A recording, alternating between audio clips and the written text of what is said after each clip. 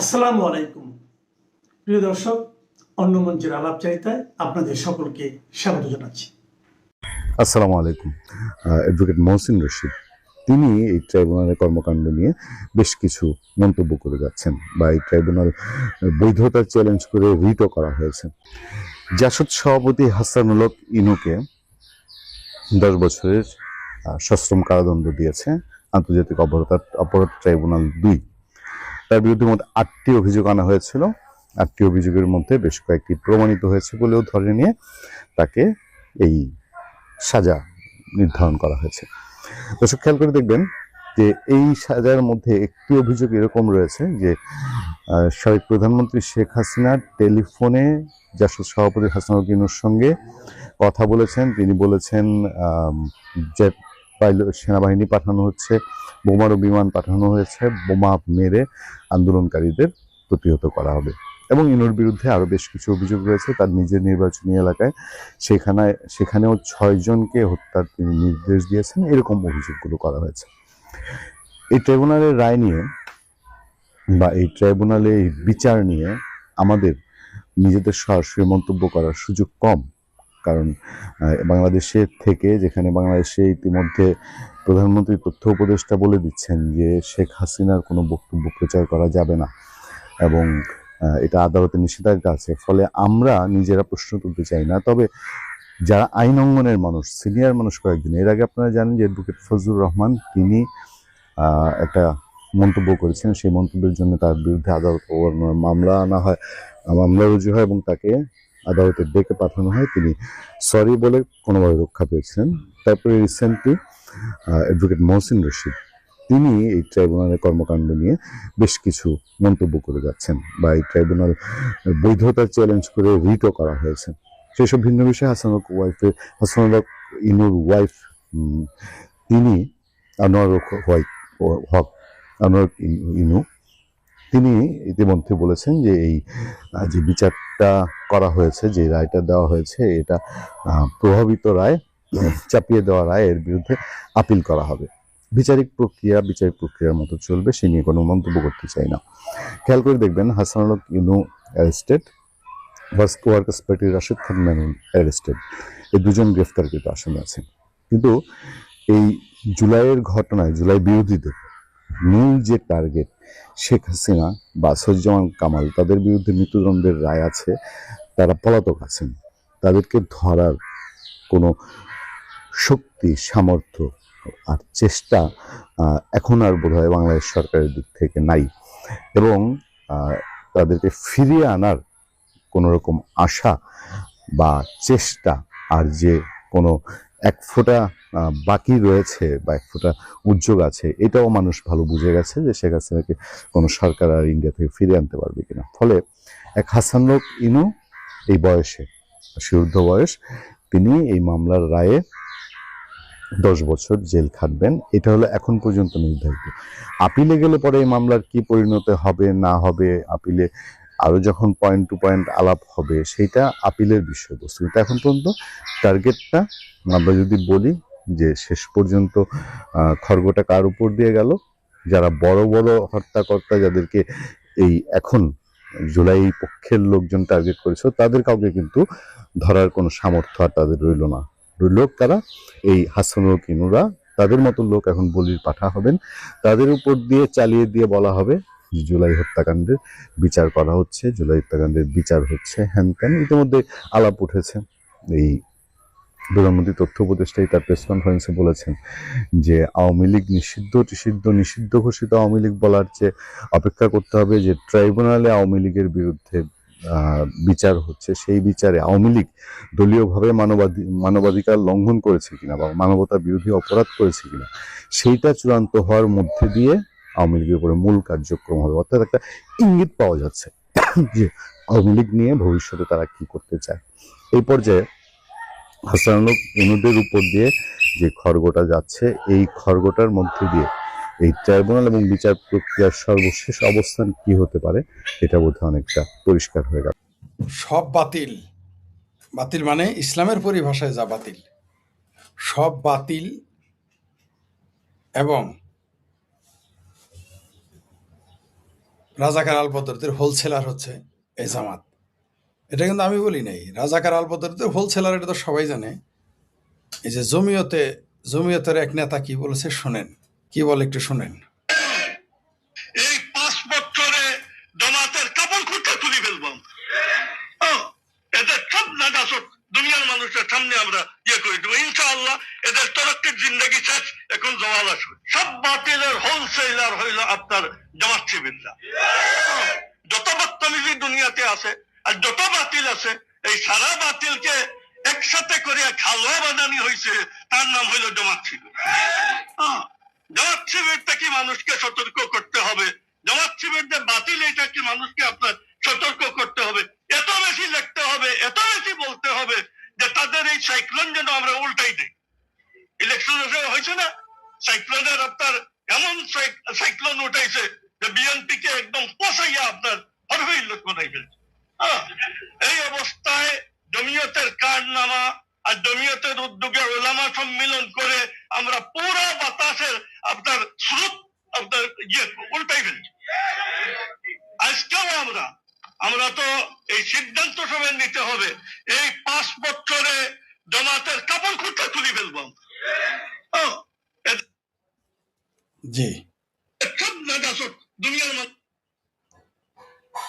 মানুষের সামনে আমরা করে দেবো ইনশাআল্লাহ। এদের তরক্কির জিন্দগি শেষ, এখন জওয়াল আসবে। আমি যখন জামাতের বিরোধিতা করতাম, হাই রে মৌলবীদের গালাগালি গো। এখন দেখছেন তো, আমি যাহা বলি তাহা অনেক বুদ্ধিজীবীরাও বলা শুরু করে, আজকাল মৌলবীরাও বলা শুরু করেছে জামাতের সমালোচনা করার কারণে। আরই পড়ো কাফের, মুরতাদ, নাস্তিক, হিন্দুর দালাল, ভারতের দালাল, কত কথা। এই মৌলবীও কি ভারতের দালাল, হিন্দুর দালাল? এই জমিয়তের এই নেতা কি ভারতের দালাল? এর আগে আপনারা জানেন যে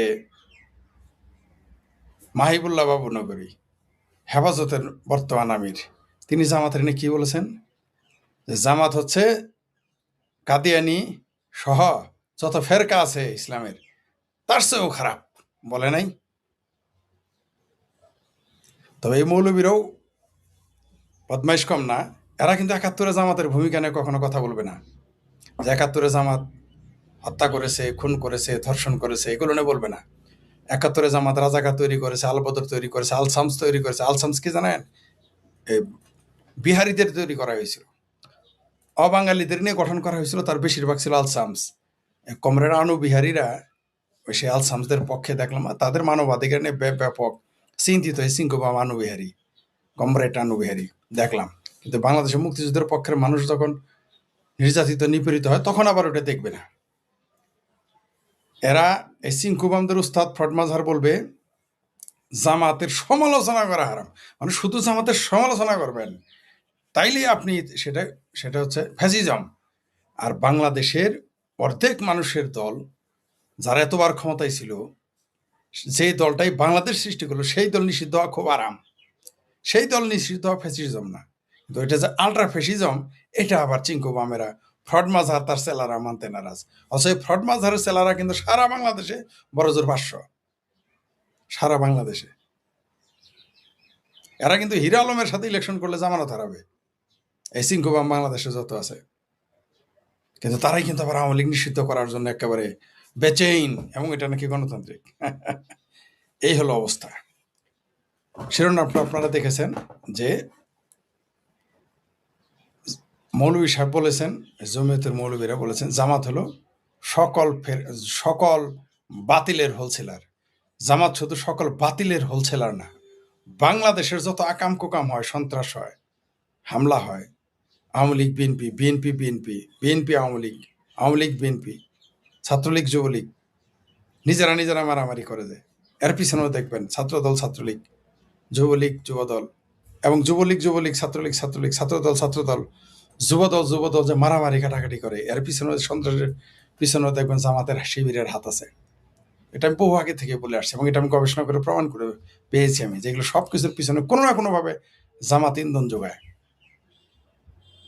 দেখবেন যে জামাতের আত্মীয় হয় বিএনপিতে আছে, না জামাতের আত্মীয় দেখবেন আওয়ামী লীগে আছে, জামাতের আত্মীয় দেখবেন ছাত্রলীগে আছে, জামাতের আত্মীয় দেখবেন ছাত্র শিবিরে আছে। এখন বুঝতে পারছেন তো, তারা সুন্দরভাবে কাজটা ঘটায়। এটা বহুভাবে দেখেছি। আপনি শিবিরের মধ্যে ছাত্রলীগ দেখছেন, ছাত্র দলে ছাত্র শিবির দেখেন, আপনি শিবিরের ভিতরে ছাত্র দল পাবেন না, ছাত্রলীগও পাবেন না, কিছুই পাবেন না। কিন্তু ছাত্রলীগ ছাত্র দলের ভিতরে আপনি শিবির পাবেন। আপনি আওয়ামী লীগের ভিতরে, বিএনপির ভিতরে, জাতীয় পার্টির ভিতরে, এমনকি বামপন্থী দলগুলোর ভিতরে আপনি জামাত পাবেন।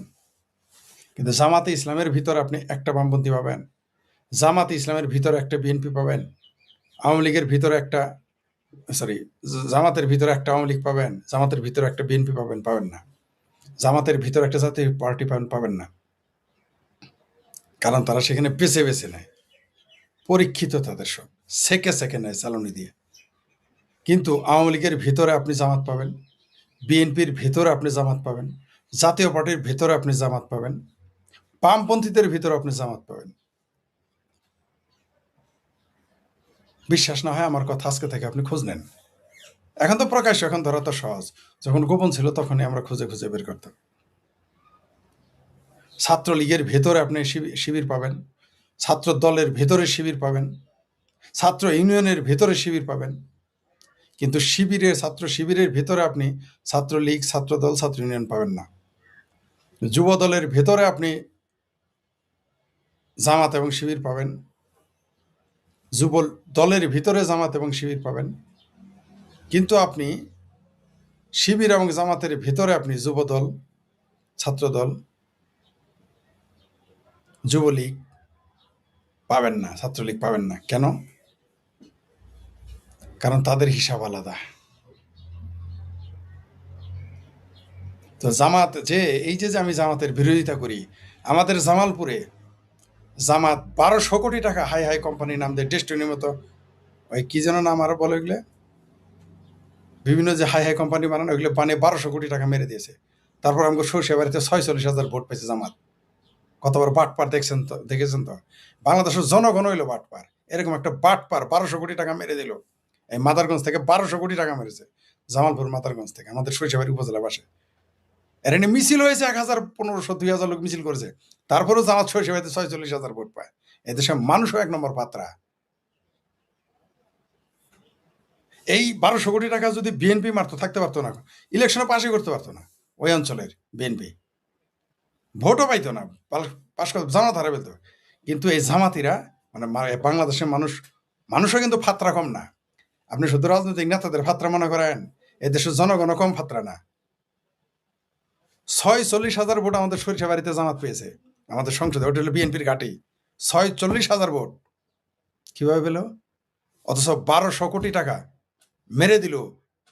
যারা মেরে দিয়েছে ওই সংস্থার উকিল, ওই সংস্থার যে ওই যে এই বাটপার 420 সংস্থার নাম কি আবার এক একটার কি যেন নাম, একটা আরবি নাম, সব আলাকাবা পাকাবা এরকম নাম, ঠিক আছে? আলকুদ, মক্কা, মদিনা, এগুলা নাম দেয় বাটপারেরা। এবং এটা সে ওই সমস্ত বাটপারদের উকিল ছিল। তারপর সে 46,000 ভোট পাইছে আমাদের সরিষাবাড়িতে। জনগণ কম ফাত্রা না। কিভাবে এই 1200 কোটি টাকা মেরে তারা রাস্তাতে কিভাবে ঘুরে? যেখানে 5,000, 10,000, 50,000, 2, 4, 5 লাখ টাকা মেরে দিলে তার গলায় গামছা বাঁধায়। কেন জামাতিদের জামালপুরে বানলো না? কি কারণে? আপনারা ভাবছেন এটা বানাবে দেন মিছিল দেখায় আপনাদের জামাতিদের বিরুদ্ধে? আমাদের জামালপুরে যে মিছিল হয়েছে, এই জামাতিদের আল্লাহ কাবা জামাতিদের বাটপার, আপনি খবর দিবেন যে জামালপুরে জামাত নেতার হাই কোম্পানির ব্যাপার দিবেন, দিলে আপনি পেয়ে যাবেন। আপনি শুধু লিখবেন যে জামালপুরে, মাদারগঞ্জে বা জামালপুরে জামাত নেতাদের অর্থ আত্মসাৎ, এগুলো নিয়ে দেখবেন প্রচুর নিউজ আছে এবং ভিডিও, হাজার হাজার মানুষ মিছিল করেছে। কিন্তু তাদেরকে 46,000 ভোট দিয়েছে এই দেশের মানুষ। আপনি ইসলামে তো আছে যে অন্যায় যে করবে তার সমর্থন করাও তো আপনার অন্যায়কারী। এইরকম বাটপারদের বললামই তো, 5 লক্ষ টাকা যদি কেউ মেরে দেয় জামালপুর জেলায় কোথাও কোন অঞ্চলে সে থাকতে পারবে না, তার গলায় গামছা বাঁধবে। আর তার বিরুদ্ধে মিছিল করেছে পুলিশ, তার পক্ষে, ডিসি তার পক্ষে নিয়েছে। তারপর বাংলাদেশের সরিষাবাড়িতে আবার ভোট দিয়েছে এই বাটপারেরা। এই বাটপারদের ভোট দিতে, যারা ভোট দিয়েছে এরা তো কম বাটপার না, এরকম প্রতারণা করে কিভাবে ভোট দেয়? আপনি আমাকে বলেন, যারা সরাসরি 1200 কোটি টাকা মেরে দিল, আপনি তাদের কিভাবে ভোট দিলেন? এটা জামালপুরে ঘটেছে।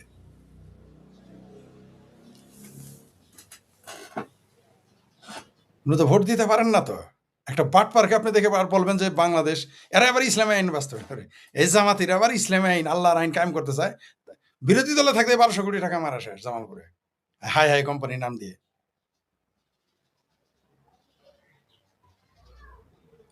আওয়ামী লীগের কোন নেতাটাই মেরেছে 1200 কোটি টাকা? বিএনপির কোন নেতাটাই হাই হাই কোম্পানি নাম দিয়ে 1200 কোটি টাকা মেরেছে?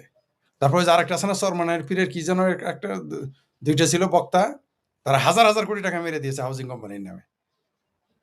তারাই লম্বা লম্বা কথা বলে দেশে ইসলাম কায়েম করবে।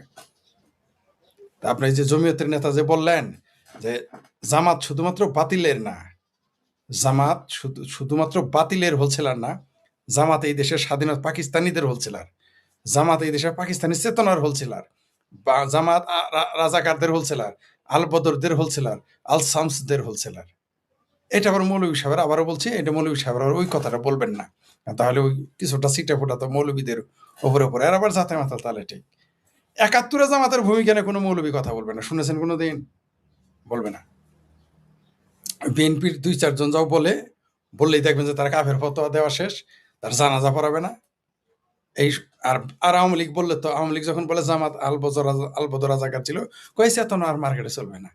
কিন্তু পাকিস্তানি চেতনা ঠিকই চলে, 47-এর চেতনা চলবে, কিন্তু 71-এর চেতনা এই বাংলাদেশে চালাইতে দিবে না জামাত। আর এই দেশে জনগণ কম ফাতরা না, আমি দুঃখিত এই কথাটা বলতে। আপনারা ফাতরা না? 71-এ যে মানুষটা, যে সংগঠন 30 লক্ষ মানুষ হত্যা করলো, সেই দল নিষিদ্ধ না হয় আওয়ামী লীগ নিষিদ্ধ, আপনারা কথা বলেন না? যে জাতি যেমন, তার উপরে শাসকেরা আসে তেমন। একটা মানুষ কথা বলেন না কেন? আওয়ামী লীগের বিরুদ্ধে 1500 হত্যা অভিযোগ, তার মধ্যে 800 ভুয়া, ওই 800-র মধ্যে আবার 400 জিন্দা শহীদ ফেরত আসছে। আচ্ছা ধরে নিলাম 800 না 1500 মেরেছে আওয়ামী লীগ, আওয়ামী লীগের কারণেই মারা গেছে, ধরে নিলাম 30 লক্ষ যারা মেরেছে এই দেশে, আপনারা আবার তো রাজাকার আলবদর বলেন না 30 লক্ষ না 3 লক্ষ, আছে ধরে নিলাম 3 লক্ষ মারছে। 3 লক্ষ মানুষ কি কম? 1500 মারার জন্যে যদি আওয়ামী লীগ নিষিদ্ধ হইতে পারে, ছাত্রলীগ নিষিদ্ধ হইতে পারে, তাহলে আপনাদের ভাষায় 3 লক্ষ মারার জন্য কেন নিষিদ্ধ হবে না জামাত এবং শিবির? কি কারণে হবে না? আবার জামাতের আরেক বাটপার বলে, আমরা তো 71-এর শিবির না, আমরা হইলাম 77-এর শিবির। তো মালেকের নামে, ওই যে শিবিরের নেতা মালেকের নামে শহীদ দিবস পালন করে কেন? ও আদা খাওয়া, আদার ঝোল খাওয়া না, কজ আদা খাই, আদার ঝোল খাই না, অথবা আদার ঝোল খাই আদা খাই না, ওইগুলো বাটপারি জনগণ বুঝে। কিন্তু এই দেশের জনগণও কম ফাতরা না, আমাদের সরিষাবাড়ি মানুষ আরো বেশি ফাতরা। তার জন্যই ওই বাটপার সংগঠনের যে যারা এই যে 1200 কোটি টাকা 1500 কোটি টাকা মেরে দিয়েছে, তাদের পক্ষে যে উকিল, সেই উকিলকে কিভাবে 46,000 ভোট দেয়? আপনার আওয়ামী লীগের উপরে রাগ করে আপনি বিএনপির ভোট দিতেন, মানে নিলাম, তাও বিএনপির উপরে রাগ করে ভোটই দিতে যাইতেন না, জামাতের ভোট দিলেন কেন?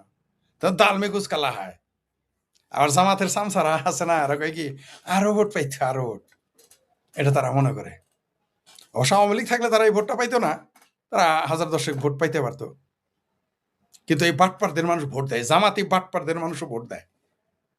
1500 কোটি টাকা মেরে দেওয়ার পরেও জামালপুর জেলায় যদি কোনো বিএনপি আওয়ামী লীগের নেতা 1200-1500 কোটি টাকা মারতো, তার বিরুদ্ধে অভিযোগ, আর তার পক্ষে উকিল থাকতো, সেই লোক প্রার্থী তার কেউ ভোট দিত, এলাকায় তো ঢুকতে দিত না। কিন্তু ওই যে জামাত দাঁড়িয়ালা টুইফেলা বেহেস্তে সেলস, যদি বাই চান্স বেহেস্তে নাম কেটে দেয়, মানে এদের কাছে জামাত হলো আল্লাহ রসুলের উপরে। আসলে তাও না, 71-এর মুক্তিযুদ্ধ বিরোধী চেতনা সারা দেশে স্প্রেড করেছে, জামাত এটা সক্ষম হয়েছে।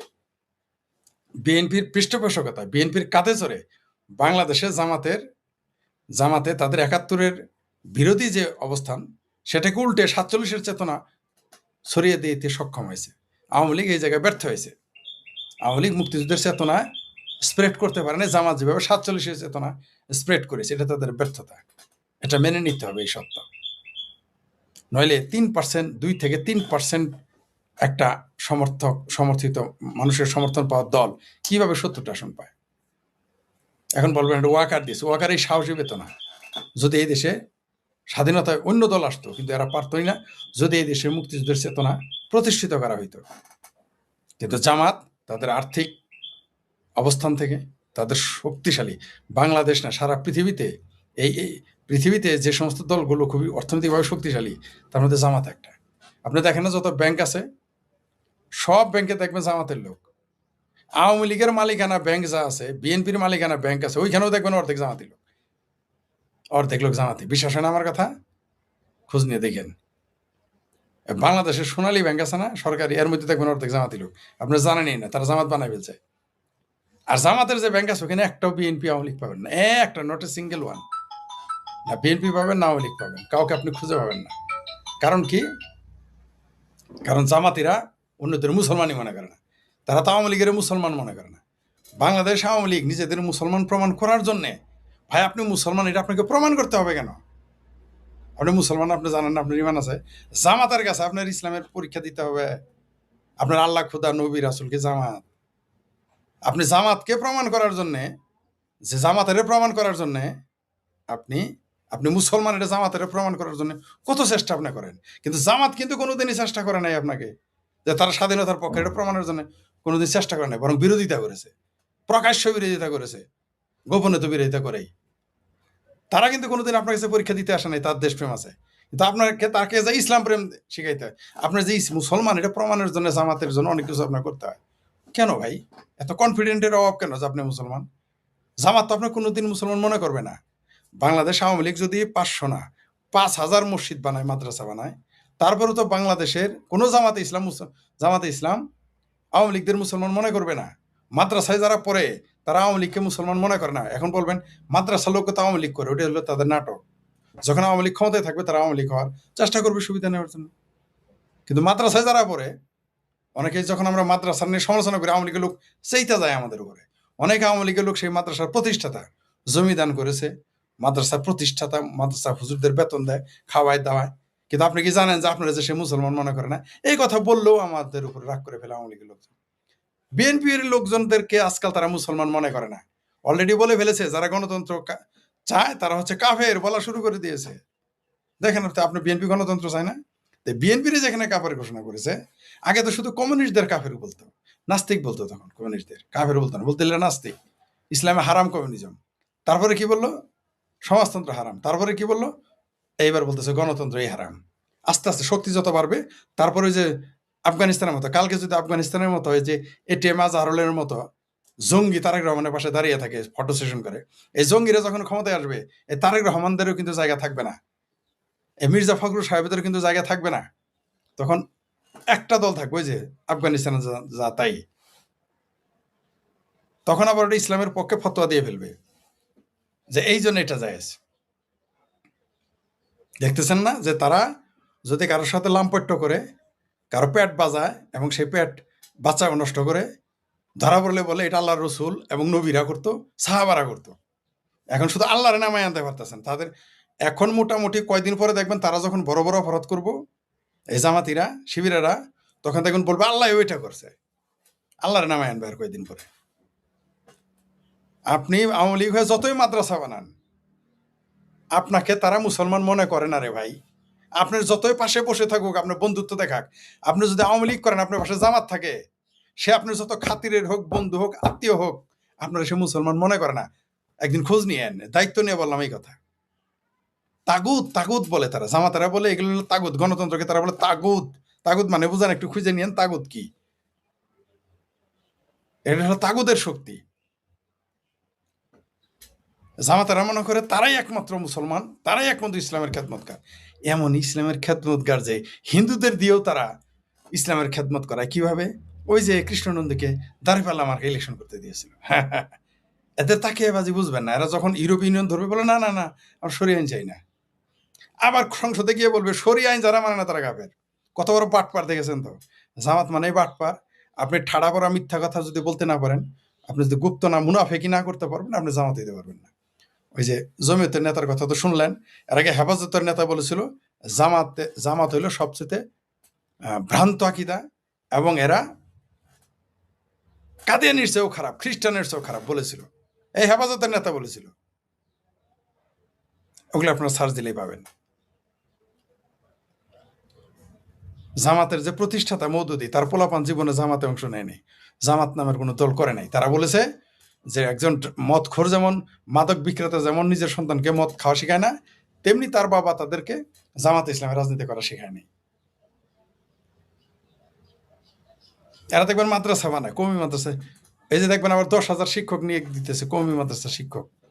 গানের মাস্টার তো বাদই, এখন কওমি মাদ্রাসার মানে পুরো দেশটাকে এখন বলৎকারী সেন্টার বানাই ফেলবে।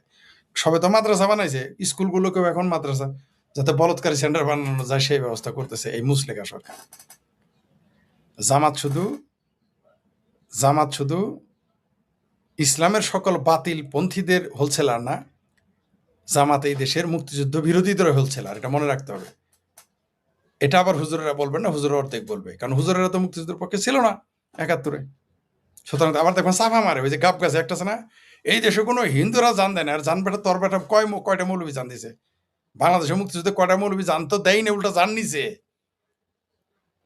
তারপরেও বাংলাদেশের মানুষ দেখবেন এই মৌলবীদের ব্যাপারে কথা বলতে রাজি না। আমি বারবার বলেছি, দেখবেন যে মুক্তিযুদ্ধের প্রসঙ্গে আসবেন, দেখবেন যে এই যে আপনি বারবার লেখছেন 71 যে জেনোসাইড অফ হিন্দু, এটা আমরা জানি, কিন্তু হিন্দুরা তো এটা দাবি করে না, তারা তো সামনে আসে না। আসতে বলেন না কেন, বলতে বলেন না কেন? ফেসবুকে লিখলে তো হবে না, মাঠে নামতে হবে। এখানে এসে আমার কমেন্টস করলে হবে না, এখানে বললেই হবে আপনাকে মাঠে নামতে হবে, মাঠে নেমে গেলে বলতে হবে। আপনি তত দাবি করেন না, লেখেন না, বলেন না, এখানে লিখলে হবে? এটা আমরা তো জানি, আমরাও বলি যে শেখ হাসিনা ফিরবে সেদিন এইসব চরিত্রহীন লম্পট জামাতি ফেরকা চিরকালের জন্য পঙ্গু করে না দিলে বাংলাদেশে, আগামীতে বাংলাদেশে এই জামাত, হেফাজত, এই জঙ্গি যারা এগুলো সব নিষিদ্ধ থাকবে, কোনো সন্দেহ নেই, কেউ ঠেকাইতে পারবে না, অবশ্যই নিষিদ্ধ হবে। এদের অর্থনৈতিকভাবে, এদের রাজনৈতিক অর্থনৈতিকভাবে এরা পঙ্গু হয়ে যাবে অলরেডি। আওয়ামী লীগ এবার ক্ষমতায় আসলেই, মুক্তিযুদ্ধের পক্ষের শক্তি এবার ক্ষমতায় আসলে আর ভুল করবে না, কারণ তারা তো দেখেছে তো এদের শত্রুকে। মোল্লা আর মিলিটারি কোনোদিন আওয়ামী লীগের বন্ধু না, এটা আওয়ামী লীগ এখন বুঝেছে। যদি না বুঝে তাহলে আর একটা 5ই আগস্ট আসবে, তখন আর কেউ পক্ষ নেবে না আওয়ামী লীগের, কোনো না কথা বলবেন। এখন তো আওয়ামী লীগ নাই, এখন সিঙ্কুবাম মিঙ্কুবামের কোনো মানবাধিকার সংস্থা নাই, এখন গণতন্ত্র দরকার নাই, জিনিসপত্রের দাম বাড়লেও সমস্যা নাই, চাকরি চলে গেলেও সমস্যা নাই, এখন বাংলাদেশে যে কোনো সমস্যা হলেও সমস্যা নেই, শুধু আওয়ামী লীগ ক্ষমতায় থাকলে গেলে সমস্যা। তখন কি এর দাম বাড়লো, কি এর দাম কমলো কিনা, এখন কোনো আন্দোলন নাই আর তাদের, কারণ আওয়ামী লীগ তো সহ্য করছে। আওয়ামী লীগ তো ফ্যাসিস্ট আন্দোলন করতে দেন, এখন তো আন্দোলনের নাম চামড়া তুলে ফেলবে সিঙ্কুবামদের। আর কেন এরা আন্দোলন করবে? কারণ যারা আন্দোলন করবে, এখন তো আর বিরোধী দল নাই বাংলাদেশে, জামাত তো বিরোধী দল না। আমি বলেছি তো যে পৃথিবীর একমাত্র দেশ বাংলাদেশ, যেখানে সরকারি দলও তারা, বিরোধী দলও তারা, স্বতন্ত্র তারা। সুতরাং মিছিল করবে কারা? 19 ঘর পাড়া, 20 ঘরই তারা, তো বিচার করে কারা? সুতরাং এখন কোনো আন্দোলন হবে না, এটাই স্বাভাবিক। এই চিঙ্কুবাম আজকে যদি শেখ হাসিনার আমলে কোনো বই নিষিদ্ধ হইতো, তাহলে কিন্তু চিকরি করে দিত এই দেশের মানবাধিকার কর্মী, লেখার স্বাধীনতা, বলার স্বাধীনতা, যারা চিকরি করে না। কিন্তু এখন যে বই নিষিদ্ধ, ইউনুস কিন্তু ক্ষমতায় নাই কাগজপত্রে, ইউনুসের বিরুদ্ধে বই লিখলে, সমালোচনা করে বই লিখলে সেই বই বাংলাদেশে নিষিদ্ধ। অদ্ভুত। এখন আর লেখার স্বাধীনতার দরকার নেই, লেখার স্বাধীনতা কেবল আওয়ামী লীগ আসলে দরকার, বলার স্বাধীনতা কেবল আওয়ামী লীগ আসলে দরকার, এখন আর কোনো স্বাধীনতার দরকার নেই। এখন চিঙ্কুবামেরও খুশি, ইউনুসের সমালোচনা মানে ইউনুসের নবী হয়ে গেছে, ব্লাসফেমি, এখন ইউনুস খোদা হয়ে গেছে, চিঙ্কুবামদেরও মোল্লাদেরও। এর বিরুদ্ধে লেখা যাবে না যে জামাত শুধুমাত্র এই ফেরকার, সকল বাতিল ফেরকার হোলসেলার নয়, জামাত এই দেশের সন্ত্রাসের হোলসেলার, জামাত এই দেশের জঙ্গিবাদের হোলসেলার, জামাত বাংলাদেশের জঙ্গিবাদের হোলসেলার, জামাত বাংলাদেশের যত ইসলামী সন্ত্রাসবাদের নাম দেখেন সবগুলোর হোলসেলার, জামাত বাংলাদেশের স্বাধীনতা বিরোধী চেতনার হোলসেলার, জামাত পাকিস্তানি চেতনার হোলসেলার। শুধু তারা বাতিল ফেরকাতেই নয়। তাহলে আরেকবার শুনে এটা শেষ করি, কি বলেছিলেন সেই মৌলানা, আপনাদের আরেকবার শোনাই। এদের তরক্কির জিন্দেগি শেষ, এখন জওয়াল আসবে। এই 5 বছরে জামাতের কাপড় খুঁটে তুলে ফেলবো। এদের সব নাজাসত দুনিয়ার মানুষের সামনে আমরা করে দেবো ইনশাআল্লাহ। এদের তরক্কির জিন্দেগি শেষ, এখন জওয়াল আসবে। সব বাতিলের হোলসেলার হইল আপনার জামাত শিবিররা। যত বদতমিজি দুনিয়াতে আছে আর যত বাতিল আছে, এই সারা বাতিলকে একসাথে করে খালোয়া বানানি হয়েছে, তার নাম হইল জামাত শিবির। জামাত শিবিরটা কি মানুষকে সতর্ক করতে হবে, জামাত শিবির যে বাতিল এটা কি মানুষকে আপনার সতর্ক করতে হবে, এত বেশি লিখতে হবে, এত বেশি বলতে হবে যে তাদের এই সাইক্লোন যেন আমরা উল্টাই দিই। ইলেকশন হয়েছে না, সাইক্লোনের আপনার এমন সাইক্লোন উঠাইছে যে বিএনপিকে একদম পচাইয়া আপনার হরহইল বানাই ফেলছে। এই অবস্থায় জমিয়তের কারনামা আর জমিয়তের উদ্যোগে ওলামা সম্মেলন করে আমরা পুরো বাতাসের আপনার স্রোত আপনার উল্টাই ফেলছি। আজকেও আমরা তো এই সিদ্ধান্ত সবাই নিতে হবে, এই 5 বছরে জামাতের কাপড় খুঁটটা খুলে ফেলবো। এদের সব নাগাসত দুনিয়ার মানুষের সামনে আমরা করে দেবো ইনশাআল্লাহ। এদের তরক্কির জিন্দগি শেষ, এখন জওয়াল আসবে।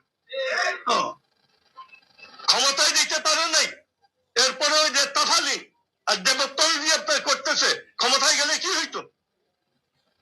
আমাদের অনেক কর্মী আমরা কি পাইলাম না পাইলাম, এটা তো এহসাস করবেন চোখ খুললে। ঘরে বসে এটার এহসাস হবে কেমনি, এটা বুঝবেন কেমনি? আমরা দেশকে এই আপনার করোনা থেকে বাঁচাইছি, এখন সব সময় সব জায়গায় জামাতকে খোলাখুলি বলতে হবে। মুসলমানদের ভিতরে ইহুদিয়ান নসল হইল আপনার জামাত। বুঝতে পারছেন তো, মুসলমানদের ভিতরে ইহুদিয়ান মুসলমান হইলো জামাত। বুঝতে পারছেন তো? এদের থেকে এই দেশ বাঁচাইতে হবে, দেশের স্বাধীনতা এদের কাছে আপনার, দেশের স্বাধীনতাও এদের কাছে আপনার নিরাপদ নয়, দেশের কোন ধরনের ইজ্জত আবরু নিরাপদ নয়, দেশের অর্থনীতিও এদের কাছে নিরাপদ নয়। আর ইসলামের উলামায়ে কেরামের মাদারিসের তো কোনো নিরাপত্তাই নেই। কি করবে? 28% মিলফেড। জি, বুঝতে পারলেন তো জামাত কি জিনিস? যে মুসলমানের ভিতরে ইহুদিয়ান মুসলমান হলো জামাত। এদের কাছে অর্থনীতি ঠিক নাই, নিরাপদ নাই, ইসলাম নিরাপদ না, এদের কাছে বাংলাদেশ স্বাধীনতা নিরাপদ না। আমরা বললেই তো শুধু দোষ হয়ে যায়। শুনলেন তো আপনারা, জামাত থেকে সাবধান থাকুন। এরা হচ্ছে, আমার ভাষায় এরা হচ্ছে মুসলমানই না, এরা হচ্ছে মোহাম্মদের উম্মত না, এরা হচ্ছে মগা মৌদুদির উম্মত। এই যে মৌদুদি ছিলেন তো, মৌদুদি পাত, সেই মগা মৌদুদির উম্মত। এরা নিজেরা মুসলমানও না। জি, ধন্যবাদ, ভালো থাকবেন। বাংলাদেশ সংবিধানের যে 39 অনুচ্ছেদে এটা বলা হয়েছে যে freedom of thought and conscience is guaranteed. Second, এটা subject to any reasonable restrictions imposed by the law in the interest of the. এখন আপনি দেখেন যে আপনাকে কথা বলার স্বাধীনতা দিয়েছে, তার মানে হচ্ছে প্রেসের, যে আপনি আমরা কথা বলছি কিংবা পত্রিকায় কেউ লেখালেখি করছে, সেইটার উপরে আপনি রেস্ট্রিকশন আরোপ করতে পারবেন। কয়েকটা শর্ত আছে। এখন সিকিউরিটি অফ দ্য স্টেট, এখন শেখ হাসিনা কথা বললে কিংবা আওয়ামী লীগের নেতৃবৃন্দ কথা বললে দেশের, বাংলাদেশের সিকিউরিটি কোনোভাবে থ্রেটেন হচ্ছে? কিভাবে না? শেখ হাসিনা যে আপনার তিনি যে বলেছেন যে এই বছরের ভেতরে তিনি দেশে ফিরবেন, তো বিএনপির তো সেটাকে স্বাগত জানানো উচিত। আমার কাছে যেটা মনে হয় যে সরকার একটা আতঙ্কের মধ্যে আছে, সরকার আসলেই ভয় পেয়েছে। হ্যাঁ, কারণ এইটা তো সরকারের আমন্ত্রণ জানানো উচিত, হ্যাঁ আপনি আসেন, আমাদের যে বিচারিক প্রক্রিয়া সেটা ফেস করেন। কিন্তু এই যে আপনার ধরেন যে বিএনপি 4 মাসের ভিতরে ধরেন আওয়ামী লীগ যে আওয়ামী লীগ নিষিদ্ধ করার ফলাফল কত মারাত্মক আপনি বুঝতে পারেন। তাহলে পরে আপনার এই যে ধরেন যে 4 মাসের মাথায় সরকারের যে সমালোচনাগুলো হচ্ছে, যে আপনার অনেকেই বলছেন যে তারা অতীতের সেই স্বৈরাচারী পথে হাঁটবেন কিংবা হাঁটছেন। হ্যাঁ, এটা আসলে কথা ছিল। ভারতের নিষেধাজ্ঞার পর থেকে সরাসরি কখনো প্রচার করছে না, বা 5 আগস্টের পরে এই নিষেধাজ্ঞা আসার আগেও কখনো করেনি। তিনি কোথায় কি বলছেন সেগুলো এক্সপ্লেনারি এক ধরনের সংবাদ দিচ্ছে, বা আলোচকরা টক শোতে বিভিন্ন ধরনের আলোচনা করছেন। হঠাৎ করে কেন তথ্য বিষয়ক উপদেষ্টা এই মন্তব্যটি করলেন, কি মনে হয় আপনার? আমার যেটা মনে হয় যে দীর্ঘ প্রায় 19 থেকে 20 বছর পর বিএনপি জনগণের সমর্থন নিয়ে আপনার যে সরকার গঠন করেছে, আমি ব্যক্তিগতভাবে খুব ইতিবাচক কিছু বিষয় প্রত্যাশা করেছিলাম, যে তারা মানবাধিকার সংরক্ষণের ব্যাপারে যথেষ্ট যত্নবান হবেন, তারা রাজনৈতিক অধিকার সেগুলো প্রতিষ্ঠার ব্যাপারে সক্রিয় ভূমিকা পালন করবেন। ধরেন দীর্ঘদিন বাংলাদেশে মানে নির্বাচন, সুষ্ঠুভাবে নির্বাচন হচ্ছে না, এটা সত্যি। আবার এটাও ঠিক যে সেই কারণেই তো সরকার পতন হলো, এবং সেই যে কারণে সরকার পতন হলো, আপনি যদি তার চেয়েও খারাপ কিছু করেন সেটার জন্য তো আমরা প্রস্তুত না। এবং যে নির্বাচন হয়েছে, আমরা উগ্রবাদী শক্তি ক্ষমতায় চলে আসার একটা সম্ভাবনা ছিল, আমরা খুব বেশি কথাবার্তা বলিনি, কিন্তু সেই নির্বাচনে তো 22% আপনার জাল ভোট পড়েছে। তারপরে নির্বাচন কমিশনের অনেক হিসাবে অনেক আপনার গোঁজামিল ছিল। কিন্তু এই যে এটা করার পরে, এবং আপনি ধরেন যে নির্বাচনের সময় আওয়ামী লীগের যারা সমর্থক, কারণ আওয়ামী লীগের ভোট তো একটা বিশাল ব্যাপার, এবং বেশ অনেকগুলো আসন আপনার জামাত এবং বিএনপির যে আপনার ব্যবধান সেটা ছিল 5 থেকে 10,000, সেখানে তো আওয়ামী লীগের ভোট একটা বড় আপনার ভূমিকা পালন করেছে।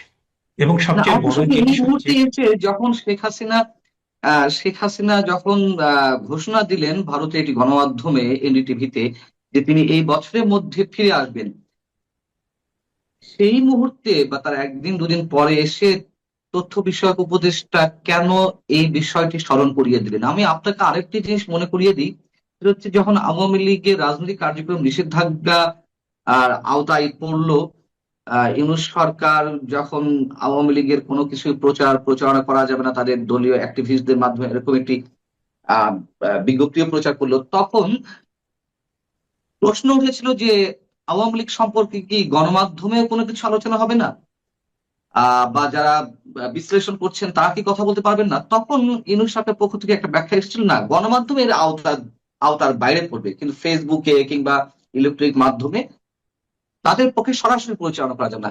এখন শেখ হাসিনার বক্তব্য নিয়ে যদি কেউ আলোচনা করে, সেটি কি আইন লঙ্ঘন হয়? আপনার কি মনে হয় আপনার দৃষ্টিতে? না, শেখ হাসিনা যে আপনার তিনি যে বলেছেন যে এই বছরের ভেতরে তিনি দেশে ফিরবেন, তো বিএনপির তো সেটাকে স্বাগত জানানো উচিত, তাই না?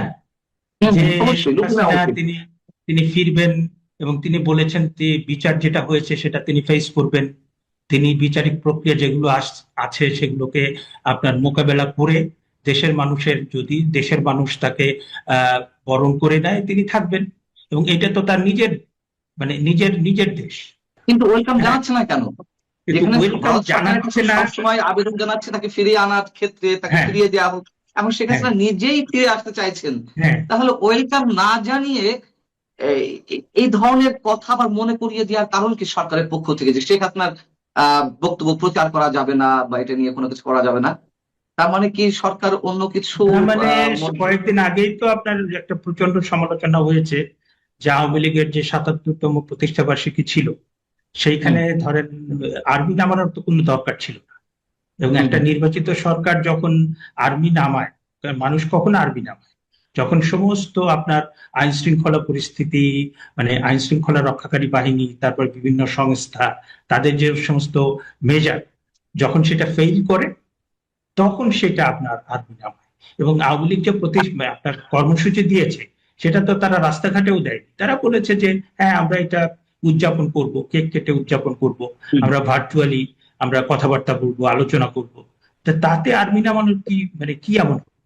তাহলে পরে আপনার এই যে ধরেন যে 4 মাসের মাথায় সরকারের যে সমালোচনাগুলো হচ্ছে, যে আপনার অনেকেই বলছেন যে তারা অতীতের সেই স্বৈরাচারী পথে হাঁটবেন কিংবা হাঁটছেন, হ্যাঁ এটা আসলে কথা ছিল। এবং আমি তো মনে করি যে 5ই আগস্টের আগের বাংলাদেশ আর 5ই আগস্টের পরের বাংলাদেশ কিন্তু এক না। 5ই আগস্টের পরের বাংলাদেশে আওয়ামী লীগের যেমন চ্যালেঞ্জ আছে, বিএনপির যেমন চ্যালেঞ্জ আছে, জামাতে ইসলামের চ্যালেঞ্জ আছে, এখানে সাংবাদিকদের চ্যালেঞ্জ আছে, এখানে বিচার বিভাগের চ্যালেঞ্জ আছে, এখানে সিভিল সোসাইটির চ্যালেঞ্জ আছে। প্রত্যেকটা রাজনৈতিক গোষ্ঠী, তারপরে সিভিল সোসাইটি, কালচারাল কর্মকাণ্ড যারা করেন, যারা সমাজ এবং রাষ্ট্রে খুব গুরুত্বপূর্ণ ভূমিকা পালন করেন, প্রত্যেকেরই চ্যালেঞ্জ আছে।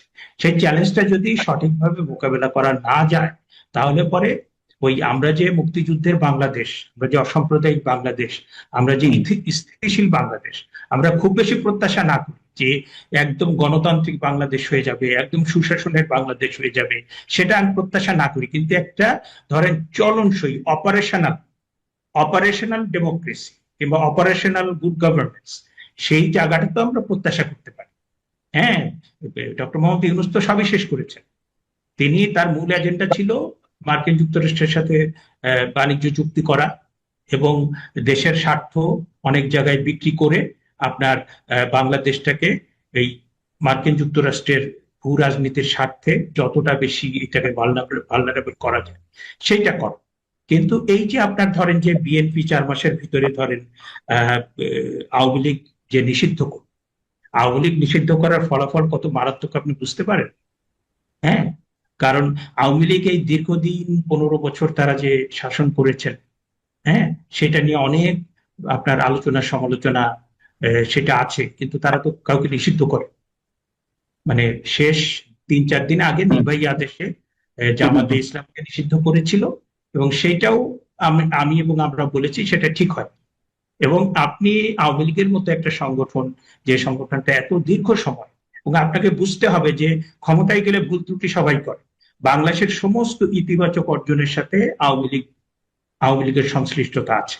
আপনি সেই 47 সাল থেকে শুরু করে ভাষা আন্দোলন বলেন, শিক্ষা আন্দোলন বলেন, গণ অভ্যুত্থান বলেন, মুক্তিযুদ্ধ বলেন, তারপরে আপনি সামরিক শাসন বিরোধী আন্দোলন বলেন, আপনি সামরিক স্বৈরাচার বিরোধী আন্দোলন বলেন, এখানে 71-এর যারা অপরাধ করেছে, মানবতা বিরোধী অপরাধ করেছে, তাদের শাস্তি দেওয়া থেকে শুরু করে প্রত্যেকটা প্রগতিশীল আন্দোলনে আওয়ামী লীগের ভূমিকা ছিল।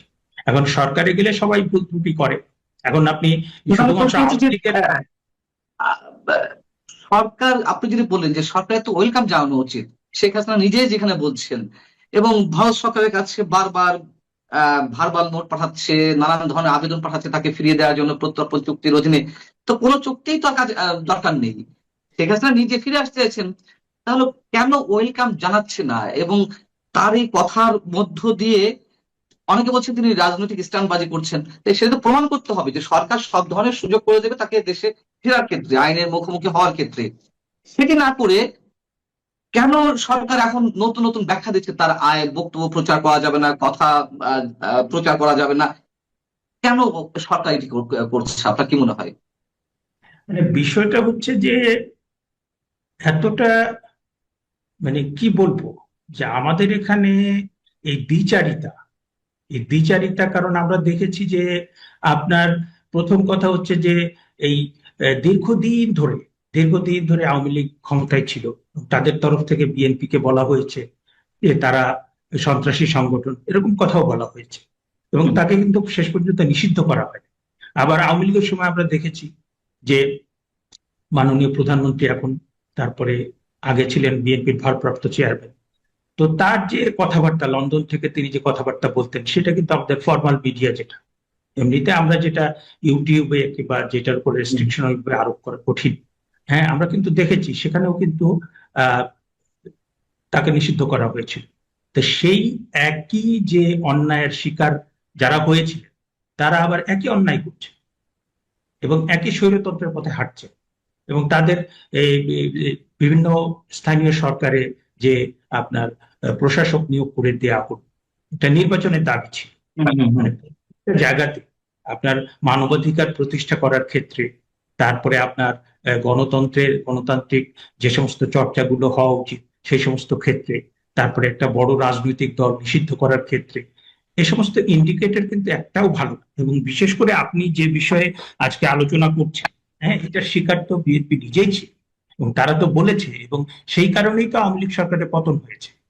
আওয়ামী লীগের যেটা সমালোচনা করা হয় যে তারা তারা তারা গণতান্ত্রিক অধিকার, মানুষের গণতান্ত্রিক অধিকার সেটা খুব নাজুক হয়ে গিয়েছিল, মানুষ সঠিকভাবে ভোট দিতে পারছিল না, তারপরে বিরোধী দলকে আপনার একদম নানা রকম ভাবে হয়রানি করছিল, তাদের দমন পীড়ন করছিল। তো আপনি তো তার চেয়ে কয়েক ডিগ্রি বেশি করে ফেললেন, আপনি আওয়ামী লীগকে নিষিদ্ধ করে দিলেন, আপনাকে তো নিষিদ্ধ করা হয় না। তারপরে আপনার 21শে আগস্ট যে বোমা হামলা হয়েছে, সেইটার যে আমরা বিচারিক নমুনা দেখলাম, মানে তাতে আমি হাসবো না কাঁদবো আমি তো মানে মাঝে মাঝে বুঝে উঠতে পারি না যে 21শে আগস্ট তো নিশ্চয়ই কেউ না কেউ গ্রেনেড মেরেছে। কে মেরেছে? আপনি যে আমাদের আদালত যে একদম বেকসুর খালাস করে দিল, তার ভিত্তিটা কি?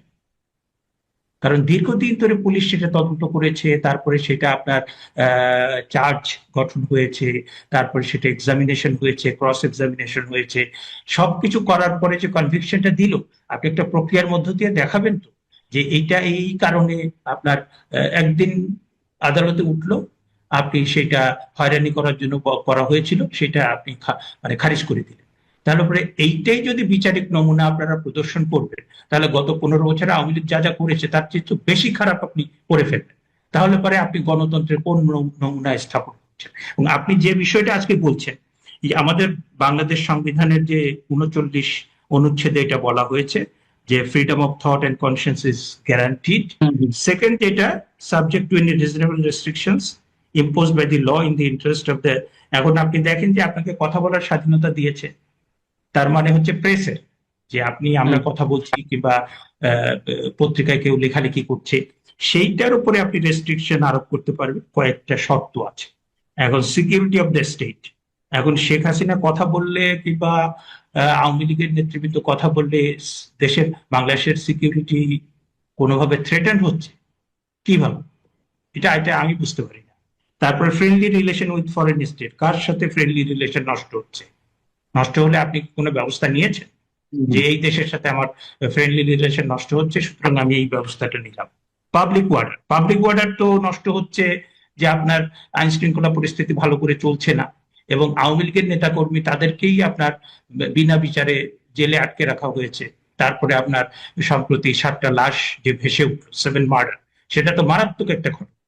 যে তাকে ওয়েলকাম জানানো হচ্ছে না, তাকে ফিরিয়ে আনার বিষয়ে সরকার কোনো বক্তব্য দিচ্ছে না এই ক্ষেত্রে, যে হ্যাঁ আমরা রেডি, তিনি ফিরে আসুন, এবং তার ফিরে আসার জন্য আমাদের ট্রাভেল পাসটা যা যা দেওয়া দরকার দিব, সেই ধরনের কোনো কথা না বলে বরঞ্চ তার এই বক্তব্যের পর এই ধরনের মন্তব্য যে তার বক্তব্য প্রচার করতে পারবে না মিডিয়া বা করা উচিত না, আদালতে নিষেধাজ্ঞা রয়েছে, এই কথাগুলো বলার অর্থ কি? তার মানে কি সরকার চায় না শেখ হাসিনা ফিরে আসুক, অথবা শেখ হাসিনার এই বক্তব্যের মধ্য দিয়ে সরকার এক ধরনের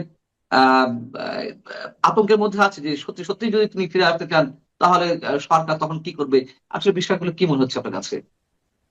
আমার কাছে যেটা মনে হচ্ছে যে সরকার তো চায় যে শেখ হাসিনা আসুক, হ্যাঁ, তার বিচার হোক, তাই না? যেটা সরকার এবং অন্যান্য দল, তারপর আমাদের সিভিল সোসাইটির অনেকে বলে যে হ্যাঁ, এতগুলো হত্যাকাণ্ড হয়েছে, বিচার করা উচিত। তো বঙ্গবন্ধু কন্যা তো সেটা বলেছেন, তিনি তো বলেছেন যে তিনি বিচারের মুখোমুখি হতে চান। হ্যাঁ, এবং এই সম্প্রতি যে সাক্ষাৎকার, সেখানে তিনি স্পষ্ট করে বলেছেন ডিসেম্বরের মধ্যে তিনি আসবেন, এবং সেটার জন্য ট্রাভেল পাসের জন্য তিনি আবেদন করবেন, এবং সেটা হচ্ছে যে আপনার তিনি বিচারের মুখোমুখি হতে চান। কারণ যে আপনার ইন্টারন্যাশনাল ক্রাইমস ট্রাইব্যুনালে যে বিচারটা হয়েছে, আমি তো মনে করি ইন্টারন্যাশনাল ক্রাইমস ট্রাইব্যুনাল পুরোপুরি এটা মানে যে এস্টাবলিশমেন্টটা হয়েছে সেকেন্ড টাইম, এটা পুরোপুরি অবৈধ, এবং এই কথা আমি অনেকবার বলেছি, এবং সেইটা তো আমি হাইকোর্টে গিয়ে চ্যালেঞ্জ করি। আমি তো উচ্চ আদালতের মতামত নিতে পারছি না। হ্যাঁ, এবং সরকারের আমার কাছে যেটা মনে হয় যে সরকার একটা আতঙ্কের মধ্যে আছে, সরকার আসলেই ভয় পেয়েছে। হ্যাঁ, কারণ এইটা তো সরকারের আমন্ত্রণ জানানো উচিত, হ্যাঁ আপনি আসেন, আমাদের যে বিচারিক প্রক্রিয়া সেটা ফেস করেন।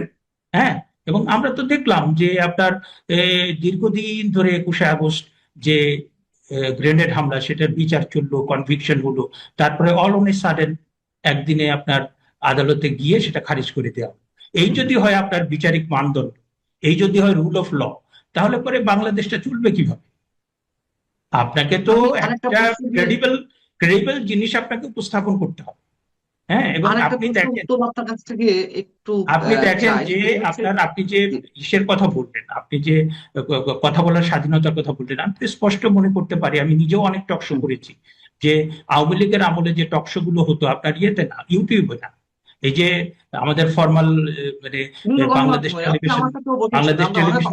টেলিভিশন, ওখানে 3 জন থাকলে একজন বিএনপির মাস্ট, বিএনপি কিংবা মানে বিএনপির তো একজন থাকতেন, এবং সেখানে আমাদের এই বর্তমান তথ্য উপদেষ্টা তিনিও কিন্তু অনেক টকশোতে ছিলেন, এবং তিনি তার যে নিজস্ব চ্যানেল আছে সেখানেও তিনি মানে অসংখ্যবার এই মানে তৎকালীন প্রধানমন্ত্রী তাকে নানা নেতিবাচক বিশেষণ দিয়েছেন, নানাভাবে কথা বলেছেন, এবং সেই জিনিসটা তো মানে এখন তো আপনি দেখেন যে টেলিভিশনগুলো মনে হয় যে একদম মেরুদণ্ডহীন হয়ে গিয়েছে, মানে একতরফা কথা হচ্ছে, এবং অনেক কথার কোনো কন্টেন্ট কিংবা মানে মানে যৌক্তিক কোনো ভিত্তি আমি খুঁজে পাই না, যে কি কথা বলে না বলে।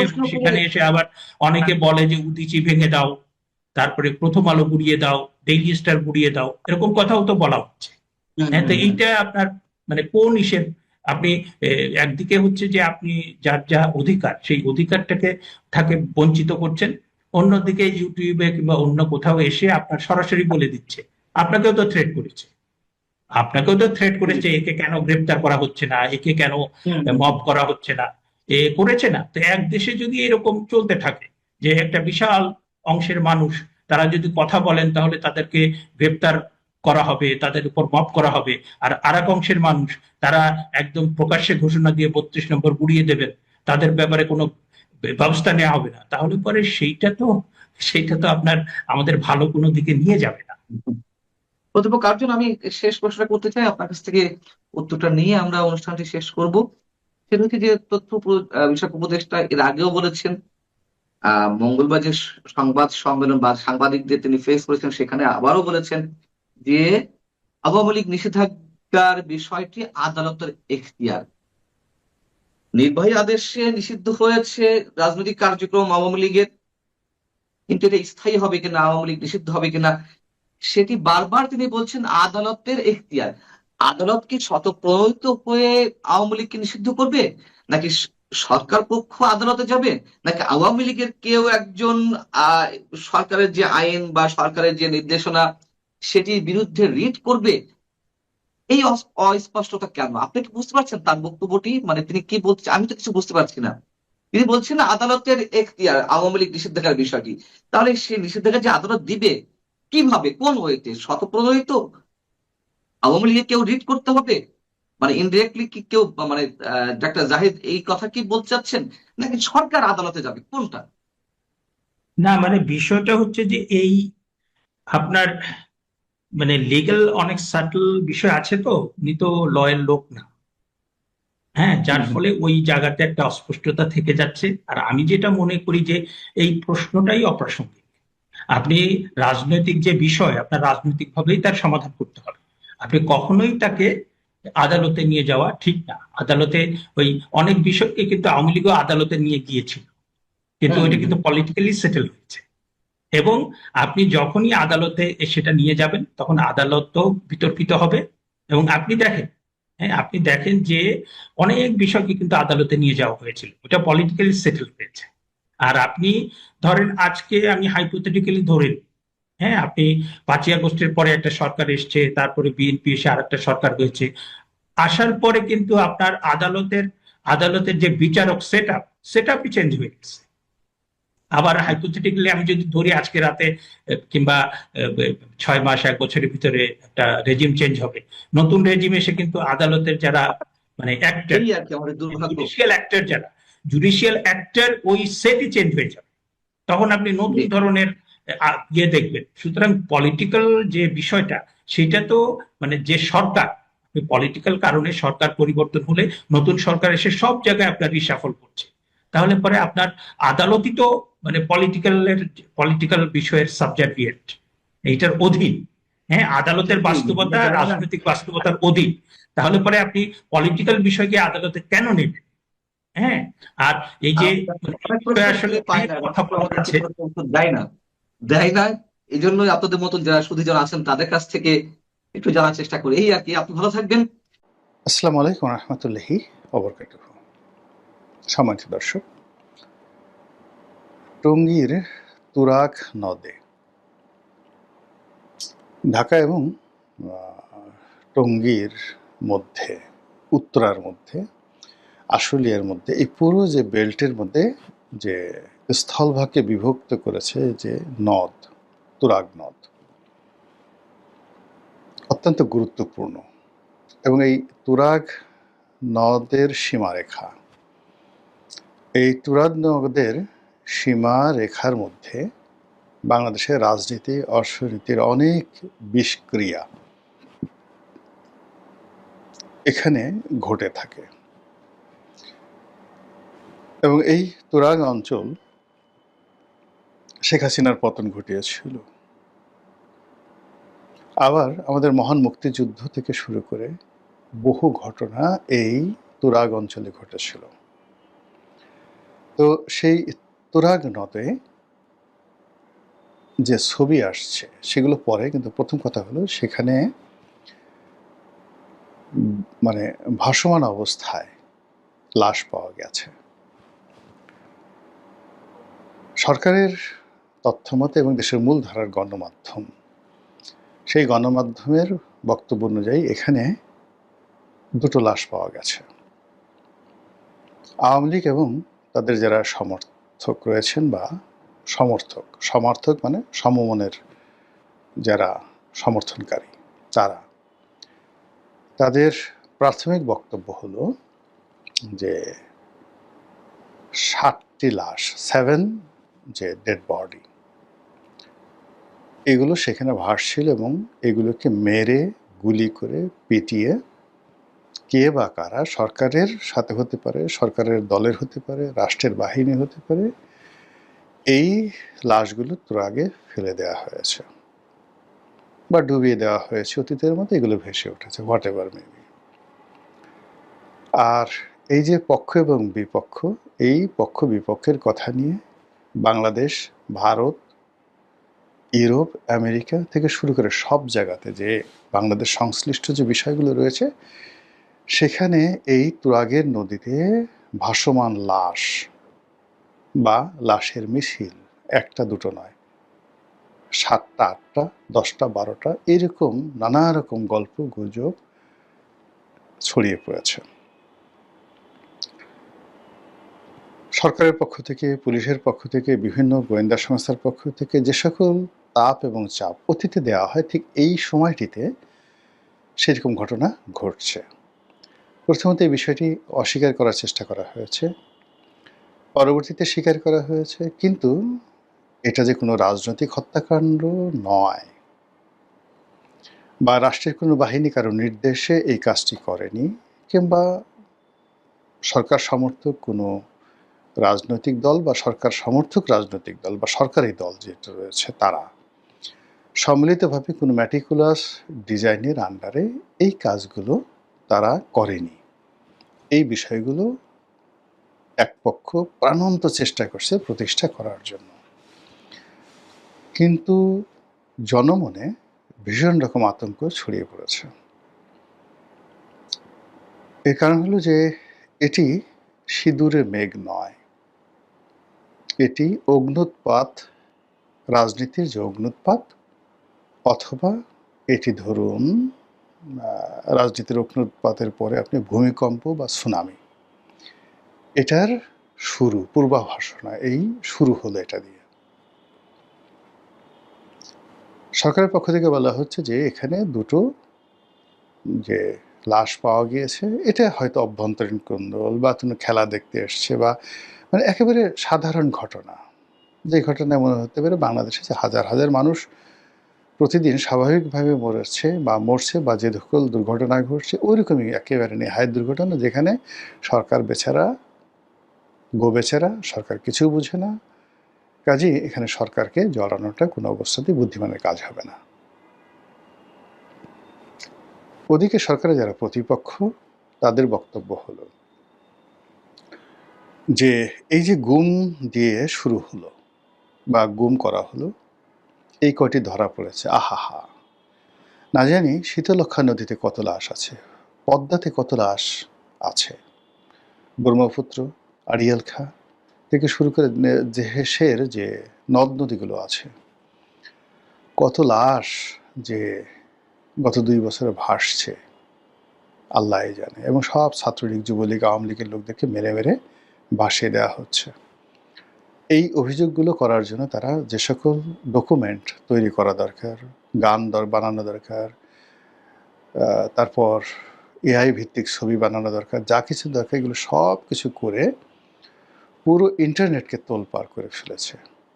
বিশেষ করে এই তুরাকে যে 7টি লাশ এটি ভাসছে, এটা দৃশ্য এবং ছবিগুলো এমনভাবে ফুটিয়ে তুলেছে, সত্য হোক মিথ্যা হোক, এগুলো দেখার সঙ্গে সঙ্গে আপনার অন্তরাত্মা কেঁপে উঠবে।